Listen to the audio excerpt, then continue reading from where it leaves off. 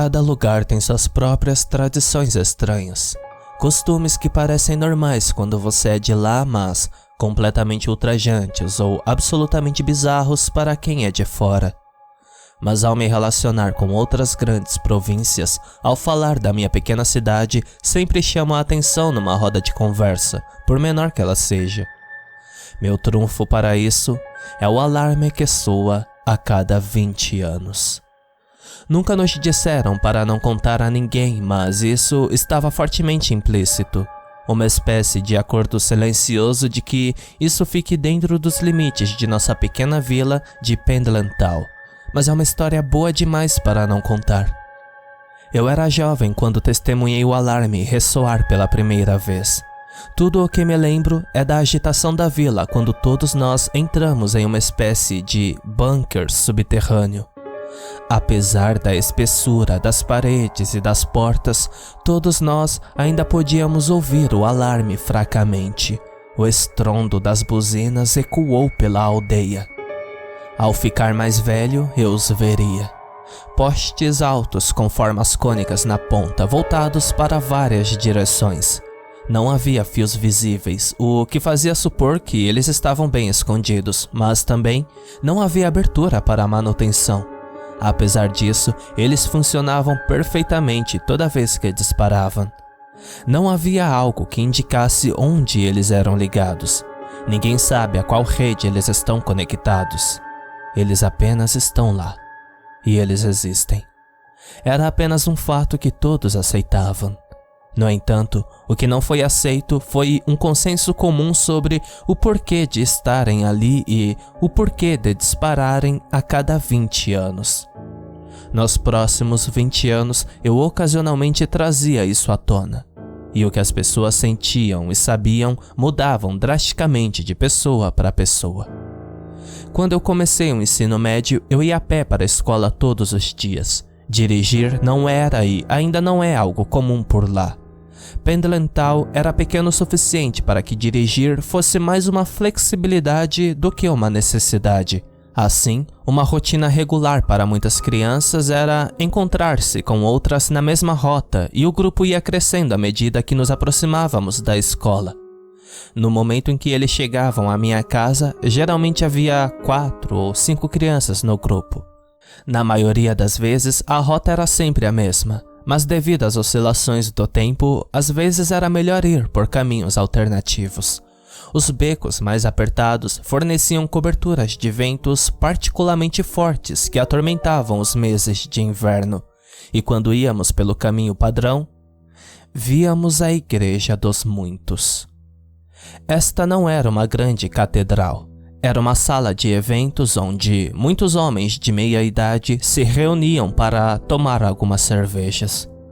Beber no início do dia é universalmente visto como inapropriado, mas eles sempre argumentaram que eram por motivos religiosos e, de alguma forma, sempre se safavam disso.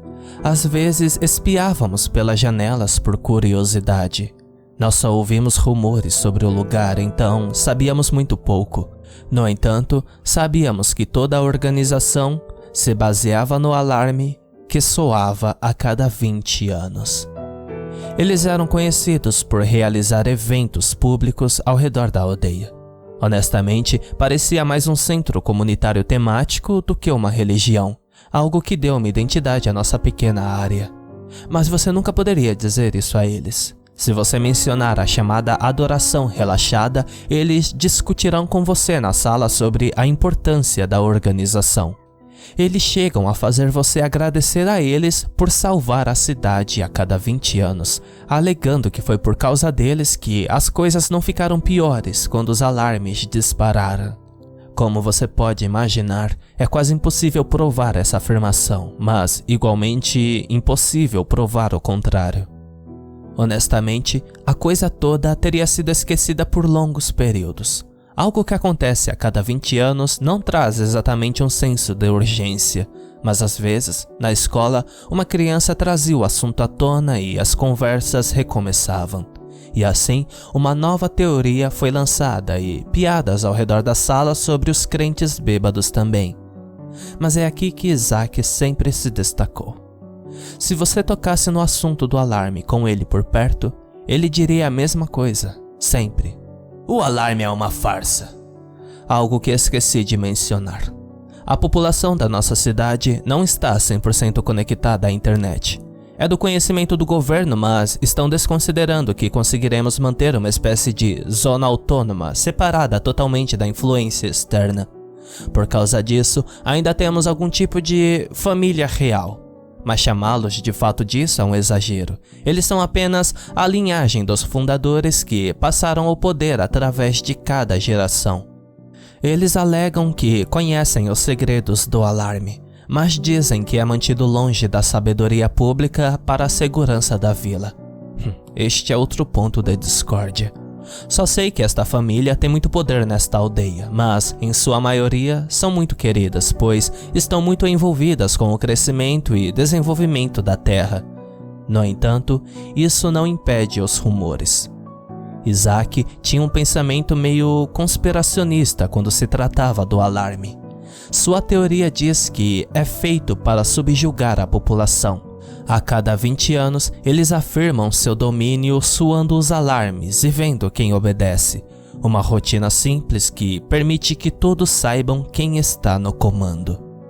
Apenas reparem, quem não procura abrigo no bunker na cidade, nunca mais é visto. Durante meus últimos anos na escola, conheci uma garota chamada Edna. Ela era doce. A vila era pequena, então conhecer novas pessoas era raro depois de um certo ponto.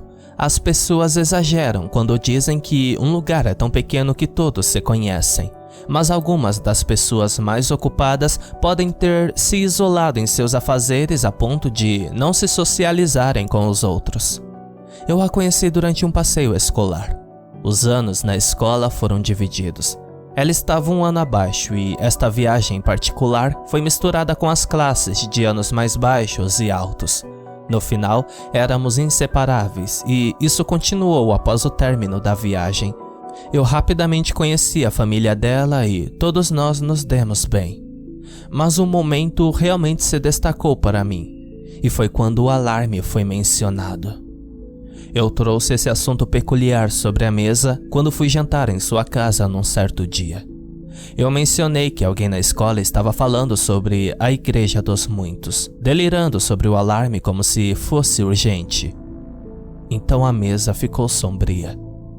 Seus pais pareciam não querer dizer nada, mas Edna acabou com o silêncio, explicando o lado deles sobre isso.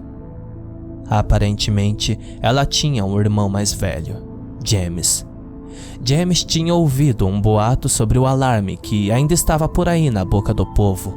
O boato era esse: se você ficasse fora do bunker durante o alarme, seria recebido pelos espíritos da aldeia. Se você fosse até eles com um desejo muito forte em seu coração, seu maior desejo seria concedido. James tinha um desejo, algo que ele nunca compartilhou com sua família. Bem, então, assim James fez quando as evacuações estavam acontecendo. A família de Edna não conseguiu encontrá-lo, mas era tarde demais para procurar. Então, eles tinham que esperar que James estivesse bem quando os alarmes parassem de tocar. Eles procuraram e procuraram depois. Toda a cidade se envolveu, mas James não estava em lugar algum. A ideia de algo sobrenatural acontecendo durante os alarmes não era uma ideia estranha para as pessoas, mas a família de Edna tinha seus pensamentos. James nunca desejaria estar longe de sua família. Então, se ele recusou entrar no bunker para fazer um pedido e desapareceu, os espíritos nunca poderiam ser bons. Eles eram maus e devíamos nos esconder deles. Certa vez conversei com meu pai sobre os alarmes. Meu pai era um comum faz-tudo.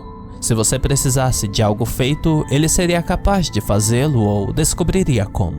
Ele era capaz de descobrir qualquer problema prático se você lhe desse tempo suficiente. Meu pai, às vezes, era procurado para conselhos. Seu pensamento prático se traduziu bem em outras áreas e ele se tornou uma espécie de conselheiro para alguns. Ninguém tinha diplomas na aldeia.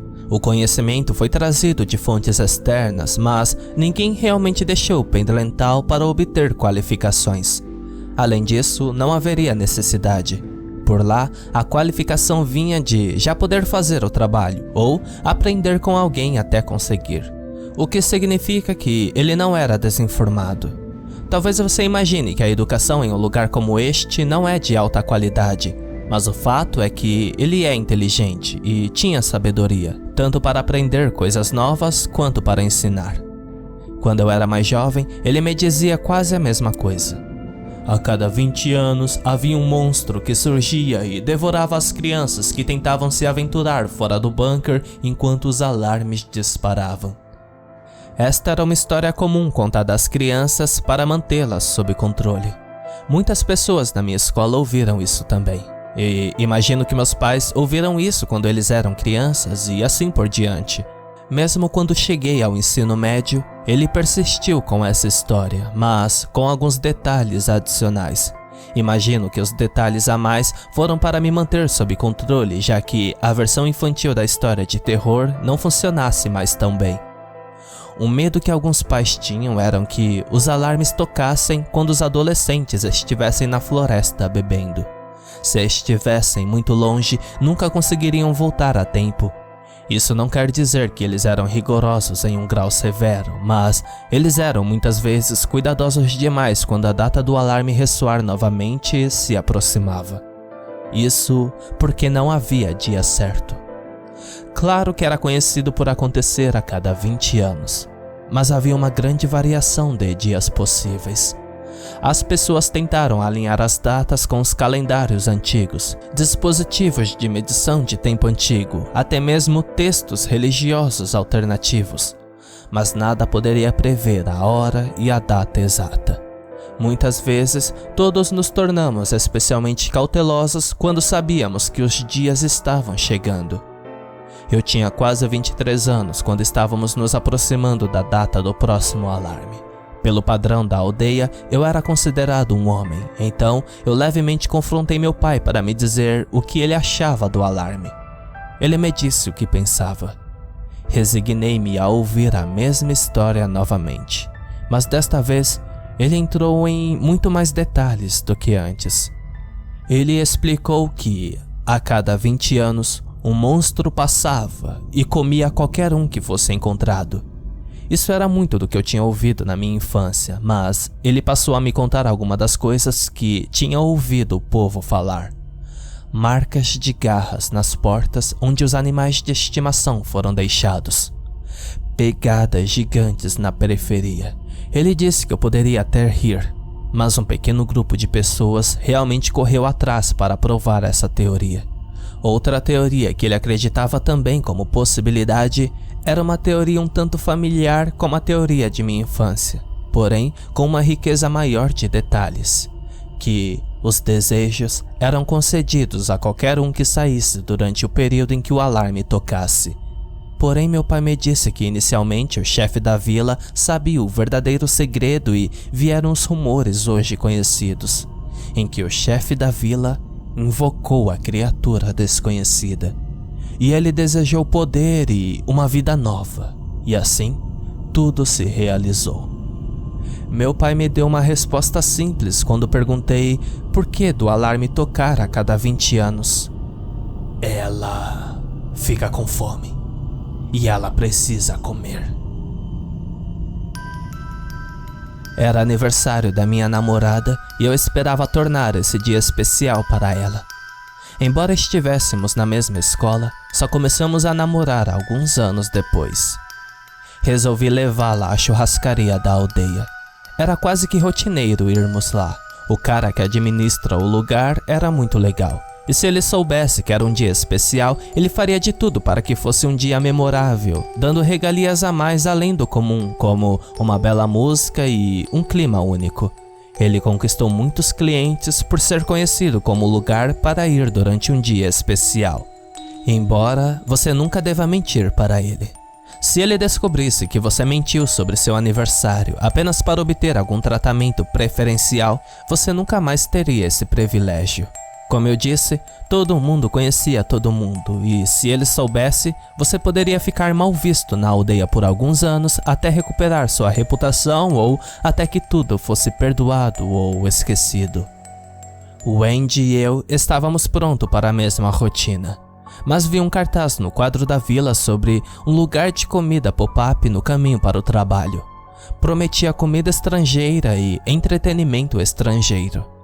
Tenho certeza de que é normal para muitas pessoas se deliciar com um prato japonês no final de um dia de trabalho cansativo, mas aqui isso era raro.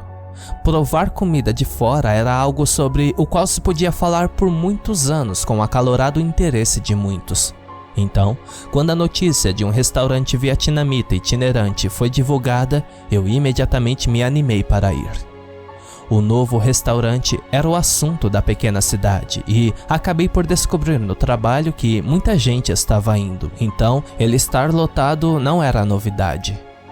Mesmo querendo que isso fosse sobre o Andy, perguntei aos meus pais se eles queriam ir também. Mas foi estranho. Mesmo que eles estivessem animados para sempre querer experimentar algo novo, eles rapidamente se recusaram. Os pais de Wendy fizeram o mesmo. Deveríamos ter percebido como isso era estranho, mas não percebemos de início. Chegou o dia, e todos estavam tensos. Estávamos sentados em um pequeno auditório com mesas e cadeiras dispostas de forma que se pode ver o palco. Todos nós assumimos que isso era para ver o entretenimento que esperávamos ansiosamente. As luzes apagaram e pontos foram iluminados no palco. Fomos apresentados ao chefe de cozinha, um homem com um ar diferente de tudo que já vimos. Um formato de olho muito distinto e cabelo preto azeviche. Mas então, ele se juntou a outros e ficou claro no que havíamos caído. Ao lado dele estavam 2 especialistas da Igreja dos Muitos. Eles apresentaram ao chefe o itinerário da noite. Algumas pessoas estavam olhando ao redor, vendo se conseguiam sair a tempo, mas era tarde demais. As luzes se acenderam e ao nosso redor estavam os outros membros da igreja. Eles estavam vestidos com roupas vermelhas anormais. O chefe de cozinha parecia muito descontente com isso, mas deve ter sido fortemente compensado para aturar nossas pequenas travessuras da vila. O chefe foi levado para os fundos e a noite começou. A propaganda pesada que correu a noite inteira abafava o cheiro de especiarias excitantes. Os membros da igreja apareceram e tiveram muitos sermões durante a noite que se seguia. Ao longo dos anos, eles realizavam muitos festivais que celebravam a cultura local. Um segmento foi sobre suas contribuições para o crescimento da cidade e o quanto criar uma família aqui era promissor. Eles também destacaram os produtos locais e elogiaram os artesãos locais. Móveis, artesanatos, alimentos frescos. Era comum ter uma habilidade pessoal no topo de uma carreira primária. Então, fazer parte deste crescimento realmente atraiu os trabalhadores. Se você alguma vez precisou de ajuda, a Igreja dos Muitos estava lá. Uma mulher sofreu um acidente em que um móvel pesado caiu e esmagou sua perna. Sua carreira morreu naquele dia junto com seus sonhos. Assim, a igreja organizou uma campanha de arrecadação de fundos para que ela recebesse ajuda externa e, com a ajuda de um hospital a muitos quilômetros de distância, ela conseguiu recuperar parte da função de suas pernas. Até hoje, ela ainda leva uma vida saudável. Eles acertaram em tudo o que falaram quando se tratava em manter as raízes, com foco em que nenhum dos habitantes abandonassem sua cidade natal, chamando a atenção dos mais jovens. Apesar da natureza enganosa do evento, eles não soavam tão ruins. O medo do desconhecido é grande e circula predominantemente na boca do povo. A Igreja dos Muitos sempre teve uma reputação estranha, onde você nunca sabia onde estavam suas verdadeiras intenções. Sua natureza era muito relaxada, mas eles tinham algumas práticas religiosas sérias e desconhecidas. Parecia que você só recebia detalhes completos se fosse um deles. E mesmo assim, você tinha que ser um membro de longa data antes de obter qualquer informação crítica. Isso causou muita desconfiança de algum dos membros mais opostos do público. A comida finalmente saiu e estava divina. Eu nem me lembro como se chamava, nem me lembro completamente qual era a carne, mas foi uma explosão de temperos e molhos misturados de uma forma totalmente estranha comparada à nossa cultura de carnes e batatas. A reação foi visceral com o quão chocante foi. Algumas pessoas até choraram de alegria por terem tido tal experiência. Havia mais sermões a serem passados. Fomos receptivos a uma refeição tão fantástica e ao mesmo tempo persuasiva. E de repente, tudo mudou de forma estranha, de modo que eu não conseguia descrever com palavras. O mais velho da aldeia se pronunciou. Velho Ezequiel. Ele havia sobrevivido a 4 alarmes. Sua barba era longa, dando-lhe a aparência sábia. Ele usava roupas muito ultrapassadas para os tempos modernos de nossa província.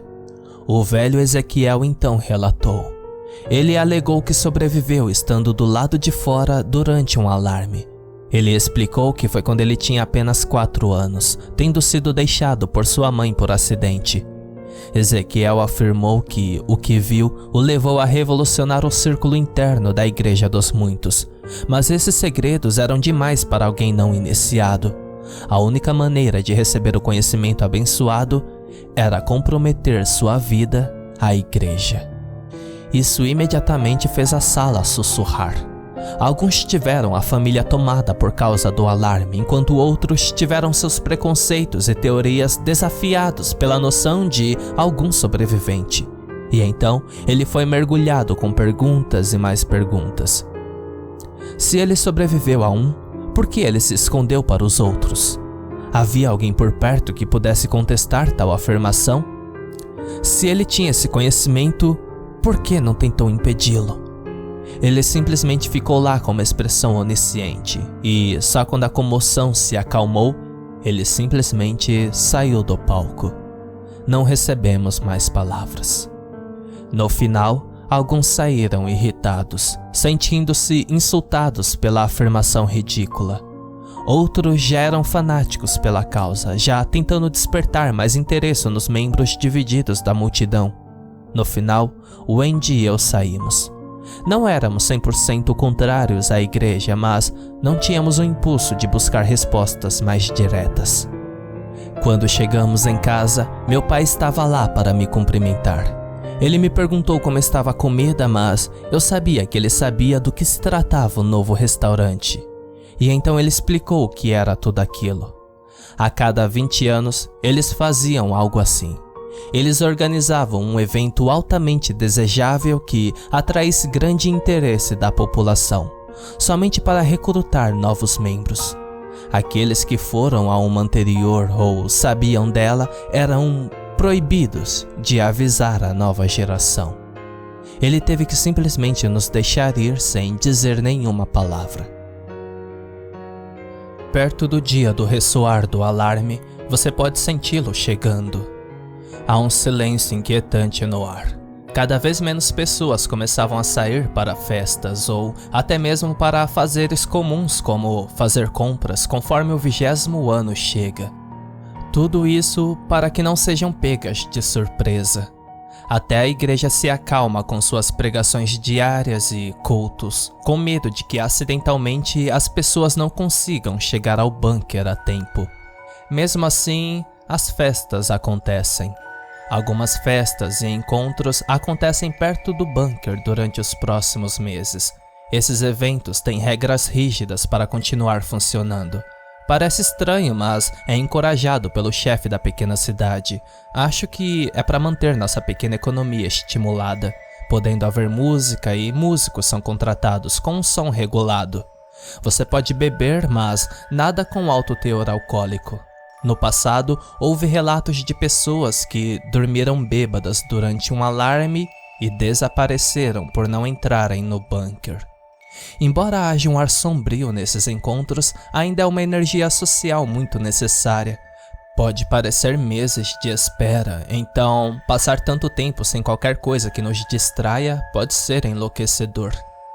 É normal manter seu círculo de amigo longe da escola bem depois que as aulas terminam, o que foi meu caso.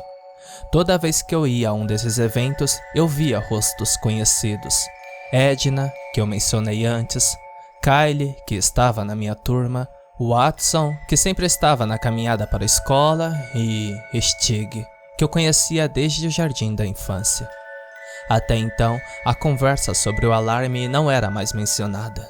Todo mundo já havia falado sobre sua teoria muitas vezes e nunca havia nenhuma informação nova para despertar mais ideias. Mas quando sabíamos que o dia estava chegando, o assunto voltava como nos velhos tempos. Agora, como adultos, nossas conversas mudaram. Ao invés de conversarmos sobre o que se trata o alarme, para mais conversas sobre como conviver com isso, por mais estranho que seja. Sabíamos as consequências de não seguir as regras. Além de Ezequiel, ninguém jamais sobreviveu estando do lado de fora durante o alarme. E mesmo assim, sua alegação foi fortemente desacreditada pela população. Todos nós concordamos em nos comportar até então e passar por isso como todo o resto, dentro do bunker em segurança. Simples, certo? Acontece que Kylie tinha outras ideias. Quando a data estava se aproximando, ele começou a trazer à tona algumas das velhas teorias da escola. A que mais o interessava era que você poderia fazer um desejo se sobrevivesse ao alarme. Edna imediatamente surtou sobre isso. A essa altura, já se sabia o que havia acontecido com James, seu irmão mais velho. Mas trazer à tona o boato que o alarme o matou não foi legal, mas serviu para que Kylie tirasse essa teoria da mente mais uma vez. Uma vez, Stig reclamou com Kylie por sempre trazer isso à tona. Não conseguimos descobrir o que ele estava pensando, mas, ao que parecia, para Kylie valia a pena tentar, que ele queria que fosse verdade. Mas Stig não queria nada disso. Foi durante uma de suas críticas que Kylie falou. Ele gritou tão alto que o pub se aquietou brevemente. Tudo que ele disse foi: "Mas isso poderia trazê-la de volta!" Todos nós sabíamos o que isso significava. Quando Kylie tinha 8 anos, sua mãe adoeceu. Não foi imediato. Então, por 3 anos, ele correu para a casa da escola todos os dias para estar ao lado dela. Eles eram muito próximos, então perdê-la realmente levou uma parte dele com ela. Então, a ideia de uma maneira de trazê-la de volta, não importa o quão obsceno fosse, foi romantizado por ele. Embora todos sentíssemos mal por ele, tomamos uma posição oposta. Sabíamos que era uma má ideia. Para Kylie, porém, a perspectiva de o alarme chegar a cada 20 anos significava que era agora ou nunca. Então, olhando agora, percebo que não havia como convencê-lo de desistir. Muitas vezes eu era o único a falar com ele depois e simpatizar com sua situação. Eu fiz isso para fazê-lo se sentir melhor depois de uma dura repreensão de Stig. Então, eu acho que isso me fez ser seu confidente. Então um dia, depois de uma reunião tarde da noite, ele me levou a um lugar. Uma pequena cabana reforçada perto da periferia da aldeia. Ele a construiu ao longo dos anos.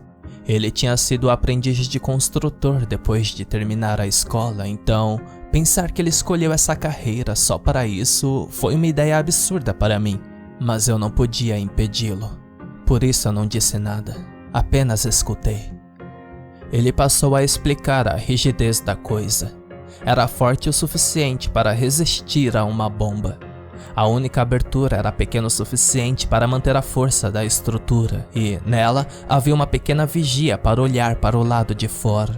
Seu pensamento era que ele tinha que ver e falar com que quer que viesse realizar seu desejo. Dentro havia um pouco de comida e água, mas não muito, já que só precisaria durar uma noite. A confiança era comum na aldeia, então as fechaduras muitas vezes não eram necessárias.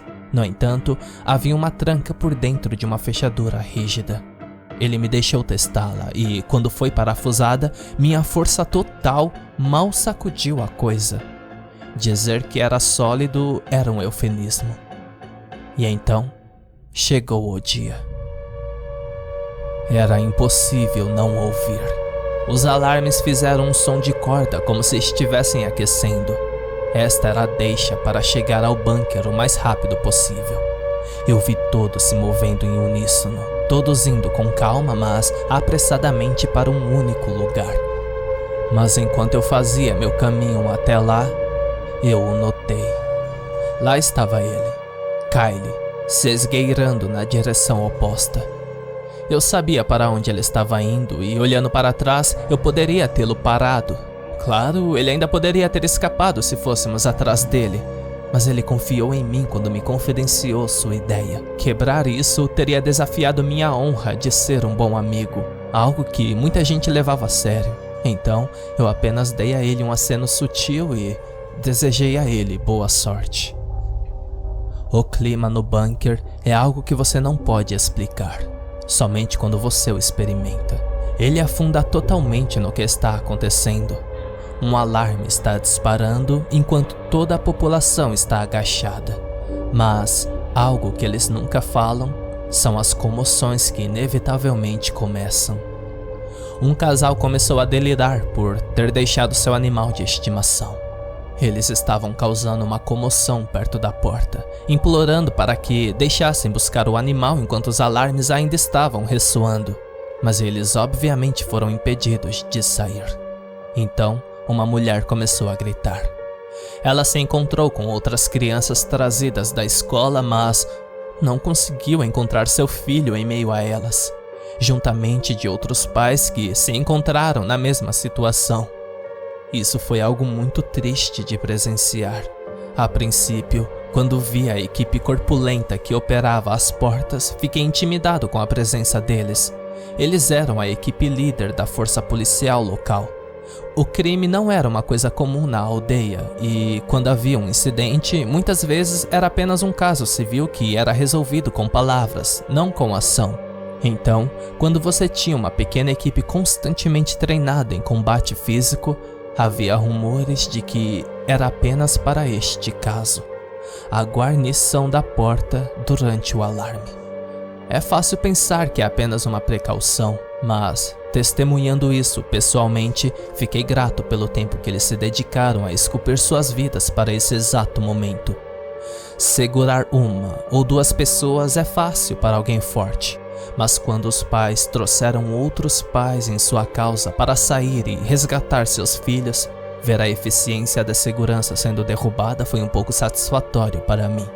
Você pode pensar que talvez eles cedessem quando fosse apenas 2 contra 1 por segurança, mas o número cresceu quando aconteceu outro incidente sobre o qual eles nunca avisaram. As batidas.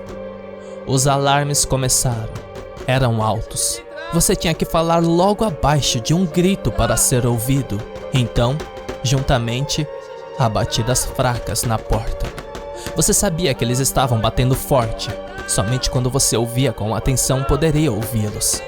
Eram pessoas do lado de fora, que não haviam chegado a tempo com medo do desconhecido que se aproximava com o ressoar do alarme. Embora você não pudesse ouvir as palavras, você podia ouvir a súplica em sua voz, implorando para entrar. Termos de desespero gritavam o mais alto que podiam. Obviamente, o humanitário do grupo levantou uma comoção sobre isso. Eles gritavam para o segurança abrirem rapidamente a porta para deixá-los entrar. Seria apenas por alguns segundos se eles fossem rápidos. Ainda subjugando os pais rebeldes, foi incrível ver como eles ainda conseguiam dominar esse novo grupo que causava a revolta. O tempo todo, vendo quão sério eles estavam levando as coisas no bunker, tudo que eu conseguia pensar era Kyle. No começo eu não percebi, mas, eventualmente, os gritos e agressões do lado de fora pararam. Não apenas sumiu, simplesmente parou. No entanto, os alarmes ainda soavam. Eles tocaram por 1 hora inteira antes de desacelerar de volta para um som mais baixo, e então pararam completamente. Todos nós ficamos em silêncio por um momento, absorvendo tudo, quase sem acreditar que tinha acabado.